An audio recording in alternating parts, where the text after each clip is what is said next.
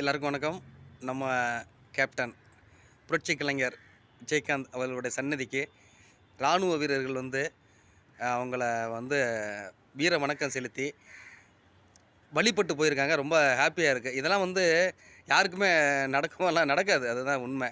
காரணம், கேப்டன் நிறையா படங்களில் போலீஸாகவும் மிலிட்ரியில் ஒரு இராணுவ வீரராகவும் நிறைய படங்கள் நடித்து அவர் மிகப்பெரிய ஒரு நாட்டுப்பற்றை அவர் வெளிப்படுத்தியிருப்பார். ரொம்ப எல்லாருக்குமே பிடிக்கும் அது.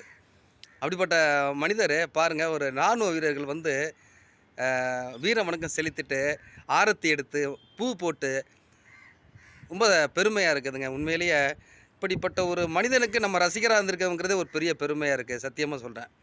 எவ்வளோ விஷயங்கள் பாருங்கள். போன வாரம் ஒரு இளம் ஜோடி கல்யாணம் பண்ணிட்டு போகிறாங்க. ரொம்ப பெருமையாக இருக்குங்க. ஒரு ஒரு மிகப்பெரிய மனிதருங்கிறத நிரூபிச்சுக்கிட்டே இருக்கிறாரு. எப்படி ஒரு மனுஷன் வாழ்ந்தாருங்க அப்படிங்கிறத உலகம் இப்போ அது பாருங்களேன். எவ்வளோ பெரிய ஒருத்தன் வாழ்கிற வாழ்க்கை சாவுல தெரியுமாங்க. எங்கள் கேப்டன் தெய்வமாக இருக்கார். ஆசி வாங்குறத பார்க்கும்போது உண்மையிலேயே ஒரு கடவுள் மனுஷனாக பிறந்து மீண்டும் கடவுளாக இருக்குது. இதெல்லாம் இது சரித்திரமாக இல்லை. இதெல்லாம் யாருக்குமே அமையாதுங்க. இப்படிலாம் ரொம்ப பெருமையாக இருக்குது, சந்தோஷமாகவும் இருக்குது. எங்கள் கேப்டன் சந்நிதிக்கு ஒரு நாள் அனைவரும் வந்துட்டு போங்க. பெரிய ஆசி கிடைக்கும், வாழ்க்கையில் மாற்றம் கிடைக்கும். நன்றி.